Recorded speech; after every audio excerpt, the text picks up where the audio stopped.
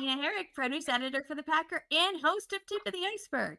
I'm here with another episode, and joining me today is Randy Asadoor, CEO of Keystone Packaging, and Sabrina Thakkar, Director of Farm to Family with the California Association of Food Banks. Good morning. Good morning. Good to be here. Yeah, thank you so much for joining me. So, I got an email from a PR person about kind of your relationship, and it sounded really interesting. And so I wanted to bring you on the podcast. So I'm so glad you're here. Why don't we get started? Randy, Sabrina, whoever wants to start, just tell me a little bit about how this partnership began, and the importance. Give our listeners and viewers a taste of what you're working on together. Sure. So actually, that started about 15 years ago, and Feeding America had reached out. The main hat that I was wearing at that time was supplying raw products to fruit processors around the country, whether it was going to a puree or a slice and dice for pies or yogurt fillings. And they heard of my name and asked if any of that would qualify to be shipped across the country and around to help those in need that are facing food insecurity. So we started it. It was something that became very passionate to my late wife. Unfortunately, we lost her about 11 years ago, and she just said, "This is exactly what I've been looking to do." And so we started kind of in the back room of a small packing facility, and after a few moves and a few expansions, here we are today, and we pack pretty much every day of the year, and shipping produce all over the U.S. in full truckloads, averaging like one load a day. Well, the way we started, Randy and I'm going on 5 years with the California Association of Food Banks, and I was introduced with Randy. And prior to that, he's helped with a lot of the COVID mixed produce boxes as well. And he's been such a major player in making those supplies, the weekly supplies for produce, available for the food bank. So he just together we work to serve 6 million families across California to make sure they have healthy produce available to them. So it's just unbelievable, the partnership we have, and it's just going so strong. The needs are increasing, the demand is increasing, unfortunately, but Randy's there to fully support us, and I'm so excited that we have that partnership with him. Yeah, so in the email pitch, there was the stat of 100 million pounds of produce saved in a single year. That sounds incredible. I'd love to know if that's true, and then talk about what that means for the communities that are served by the produce saved. So last year, Keystone repacked and graded about a little over 12 million pounds to go to the food bank. The remaining balance of that is the other hat that I wear, which is salvaging very good product that's going to be, like I said, flavorings and dried peaches, things like that. So it's kind of sad that these beautiful packing sheds, they are packing for the retail market, and we as Americans, we buy with our eyes, and the amount of fruit that goes out the back door of those locations from a small blemish or a misshapen, it's just sad. And it's a nice fit. I love what I do. And then when you throw in what our world is talking about now on the decomposition of produce and the methane gas that releases, it's such a win-win for everything we're doing. But then on the food bank side, like I said, we were just short of 13 million pounds, and I know Sabrina and I are coming up with a lot of ideas right now on the drawing boards how to grow that. And we are so excited to be a part of it.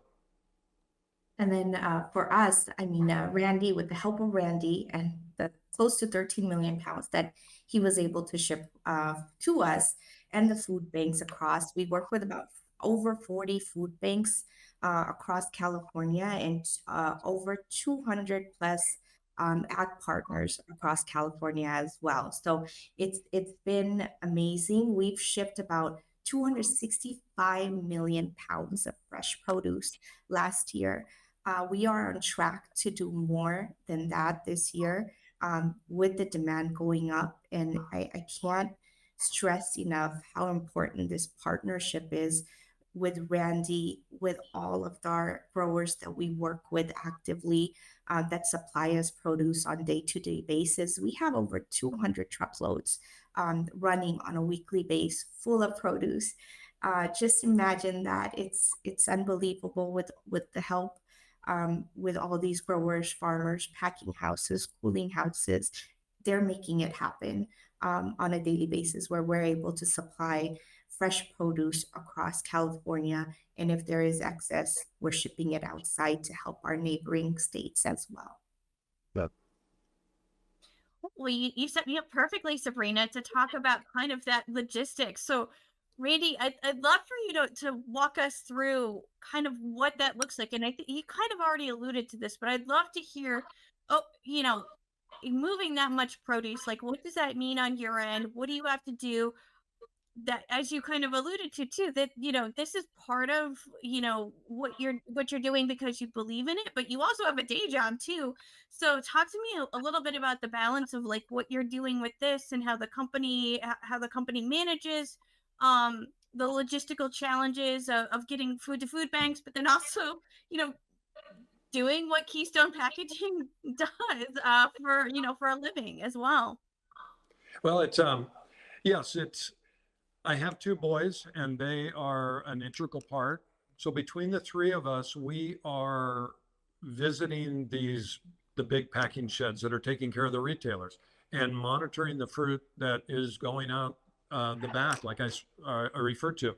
And then with CAFB, they are getting some interest or have some orders of locations that are in need. I mean, currently today we are packing citrus products, navels and mandarins for Sabrina and the program. And so I believe I've heard through the grapevine, I'm the only facility in the US that does this exclusively for the food banks. I actually have a small packing facility with that normally I have about 15 employees. They're fabulous. They know the beside just being a job, we're part of a team that's making such a difference to those in need. And then I've got a cold storage, and so it's just like I said, my boys and I are out there kind of pounding the pavement and shaking hands and finding that product that the program has a need for. Obviously, I come across some fruit occasionally that won't work for the program, maybe a little too ripe by the time I get it to my facility. When it does come into my facility, it comes into a packing bin, which they weigh about 1,000 pounds, and I have trucks. My boys are driving and picking it up, and some, like I said, they're kind of eyeing it at the place that it originates from, and maybe not those few bins there because they're just a little soft. They'd be great to eat right then, but by the time it gets to my facility, rolls out of the bin across my pack line, um, it would go out the back door, which then I move to cattle feed. So, Serena, you kind of talked about this too, and I've heard it with other food recovery organizations that I talk to that need is just growing and growing. So, why Mhm. don't you tell me a little bit about the need, and then also, give us a little snapshot of who you're serving. How many locations? Sounds like a lot of locations. Sounds like a lot of, again, on the logistics side too. But tell me about need and tell me about kind of who you serve. Yeah, we serve about over 40 food banks in California. We're working with over 20 food banks across the U.S. So where any excess that Californians can't take, then we move it over to neighboring states or across the country. We go farthest as New York. And yeah, so we've been moving. We work with about 6,000 community based organizations and then also just the bigger food banks that are in California, which is over 40. So just adding that, and then the 20 food banks that we work actively, and we do partner with FANO, Feeding America, on their platform as well. So any excess that we do have, and California is very ag rich, and we're blessed enough to share whatever access does come our way with any other states that have that need. And so we share it with the platform, with Feeding America, to get the word out. Hey, we have this available. If you are looking, we're ready to move it. As you know, when is logistically, some of the challenges are just making sure that, since we do have 200 trucks running on a weekly basis, we have that, plus things may happen and we may have 20 trucks more that just arrived. So our team is equipped to handle that, and we can handle it fast and efficiently. We then track it, make sure there's food safety. The trucks are there, shelf life is shortened, so we have to make sure that by the time it does reach the food banks, there is distribution time left for those agencies to collect them at the food banks. And once they're collected, they then move over to those distribution sites where the community is able to pick that food up, take it home, cook it, and have that healthy produce meal that they're not able to get at the stores to pay for them. So just with stuff going up, prices going up, it's just becoming challenging more day by day. So it really helps when we have Randy and his team working day and night to fulfill our orders. It's amazing. This is just an absolutely fascinating conversation.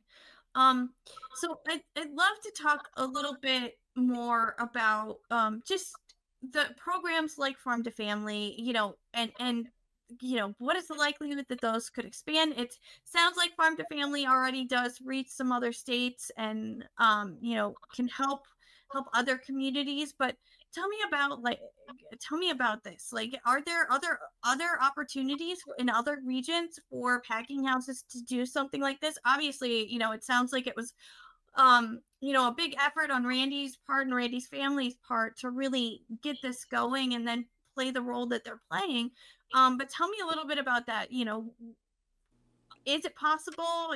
What do you think about for the future? Are there plans for expansion? Talk about that. I'll go first, and then yeah, Okay. I'll hand it over to Randy. There is absolutely possibility to expand. We have a lot of growers such as Randy that have offered, that are generous enough, that will be able to expand and see what we could do with the food insecurity rising. I just request everyone that has that excess, that there is an outlet and we are the outlet. Please reach out to us. It's something that we could do really fast. We're trained. We are specialists in it. If you just have to make that call. We'll walk you through the process. And there is a lot of advantages that is available to growers and packing houses, where they have that. We deal with number two, so there is a lot of challenges and things need to move really fast. So we'll be able to walk through the program, how you can help. We can get other growers like Randy to talk to growers that want to start this process, and see how easy it is. I'm not saying it's easy in terms of getting the food and sourcing the food, but just working together and making it happen, working through a plan. And Randy and I connect on a weekly basis, just having that call, 5 minute, 10 minute, on how we can really spread the produce across the country and in California, and fulfill all the needs on a weekly basis. I mean, we want to make sure it's working, and it's working for everyone. And to dovetail on that, so I don't know the exact count, but in the general area that I am, which is in Central California and Reedley, I'm sure Sabrina is picking up from 8, 10, 12 other packers. The packers that I referred to that are packing for the grocery stores, they are moving product directly to Sabrina in the program. But, they are not set up for that, but they want to help. They're set up for the grocery store. And in order to I'll just tell you, I was very, very lucky because I have that other business that I referred to that I supply the same product to the juicers or the dehydrators around the country, and that is a for-profit company. So when I'm at those sheds supplying those customers with their needs, um, then I can spin off of that through my little food bank. So um, I've got some income coming in from the other side of the other hat I wear that helps keep the Keystone Packing, the nonprofit side, bouncing along through the rough times because there are some times with everything's going up, right? It's my box material when I'm buying that now and that truck pulls in, the amount of money that I'm paying for that, it's just, it it's sad, but it's just the way we are. I do my best, and I have got some great relationships to where I can get some donated boxes sometimes, and every bit of that um, helps move the product through the system smoother and at a less cost. So that's that's really the thing. I know it. I just got me and my boys, and like I said, my late wife. We got very lucky, and um, it. We have a we really look forward going to work, and we take it really serious. Yeah. And I've met his boys. They have the same vision and mission as Randy and his wife, and they're truly so committed to the work that Randy does currently. And they are excited to take over Yeah, when Randy is ready. But it's truly they're just amazing boys. thank you. I can feel the passion over here in my little box, Rainy. I think, that's what's really great about the fresh produce industry is that, people really care about what they do. And when you can connect with something like helping others, that just adds another level to everything that the fresh produce industry is about. Yes. Um, so, I'd love to either talk more about food waste or just talk a little bit more about what you would like people that are tuning in to know and understand about what you do, and then, I'd love to end it with how they can help. So, I feel like we could probably have a whole nother podcast about food waste, and I've written about food waste. I'm trying to follow it. It's an important part of the fresh produce industry. But, what else do you think people? I guess I'll just ask this: what else do you think people should know about your relationship and what you do, and how you help others?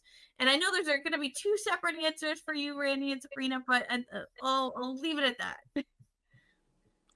that. Go ahead, Sabrina.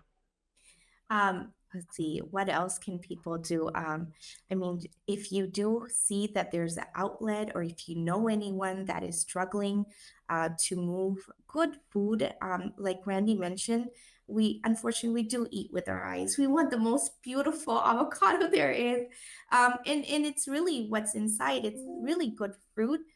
That's still good enough to eat. I always ask every packing houses grower farmer that I meet, if you're able to feed that to your family and you're okay to do so, we'll take it. We're open to taking anything that you are okay to feed your family. And it's unbelievable of how many growers are actively reaching out and wanting to participate in the farm to family programs such as Randy. And we literally are, I think, last 3 months we've increased 3 to 4 million pounds more than usual a month. And that's just with the generosity of all of the growers that we have. We do have a program. Our program does include a PPO program, which is pick and pack out fee. So we understand there is cost, there is labor costs and packing costs that is gone to the grower when they do decide to donate. So we actually make an effort to mitigate those costs as much as we can, and are able to pay where the fruit is donated, but we can probably cover some of that packaging labor costs and help the grower not be at that negative and be able to donate those number twos that were not used but perfectly good to eat for our community. So it's a very easy way. Please reach out to us at cafoodbanks.org and reach out to me. And we'll be happy to walk you through any excess that you have. There is an outlet, and we're there, and we're here to help every Californian have that healthy produce available to them. Yeah, And very good. And I have never met a grower that has not had a lump in his stomach at how much product is left behind, whether it's on a permanent crop like a tree or a row crop. And it's really sad. And I know so I guess my answer to those growers out there is feel free to call. There are some hurdles. Obviously, we're dealing with a perishable product, but the hurdles, if we start the communication and the conversations, the hurdles will start becoming smaller. And maybe we're not successful tomorrow if you were to call, but the likelihood of being successful in June or July from a few trial and errors really is going to go up. And like I said, I have access to cold storage at my facility. I've got a couple different packing lines. As Sabrina touched on, I primarily focus on fruits, but I have done the vegetables. And we just, anything's possible, especially when our hearts get involved and we know that this is helping those in need. Yeah, and I really like the way that you said that, Randy. And obviously, you have some experience. So if someone contacts you, you know, I don't want to say that you've probably seen it all or heard it all, but you have a lot of experience moving fresh produce. So, yeah, you could probably help mitigate some of those hurdles a grower might have because you've done it before or done something similar. Yeah. So that's really great. And then Sabrina, I also thank you for sharing that too in terms of ways that growers can get involved, because that would be a nice thing that I hope some of our viewers and listeners take to heart, is that the need is still there. And what did you say, Sabrina? 3 million, right? 3 million more pounds. yeah, last few months we usually do about 22, 21 million a month. Since this year, last few months have been close to 28 million pounds. So we've had an increase to about 3 to 4 to 5 million sometimes on a monthly basis. So the demand is there. Unfortunately, with the budget cuts, it is gonna have the food banks choose which food to give to who comes knocking at the door, and who to cut. And sometimes a lot of those markets that are open or distribution sites will no longer have that much food to distribute with the budget cuts. So any help is welcome. And I'm here to help.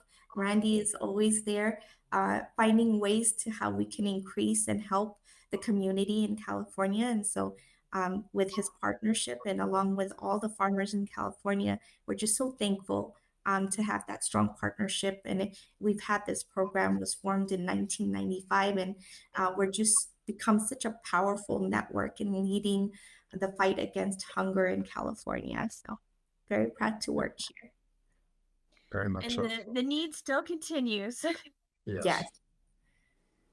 Well, thank you so much to both of you for joining me today. This has been a great conversation. I feel like we could spend another 20 minutes talking, because there's so much to the work that you're doing and helping others. And I love stories like this, so this is very close to my heart. So thank you again, Sabrina, Randy, for joining me. Thank Very you. good. Thank you for having us. Yes, thank you very much. And don't forget, if you like what you hear, you can catch new episodes of Tip of the Iceberg on your favorite podcast platform like Google, Spotify, Apple, and more. And that's a wrap for this edition of Tip of the Iceberg, brought to you by Farm Journal, The Packer, and Produce Market Guide. Join us again for more industry insights. Bye. Thank you. Bye-bye.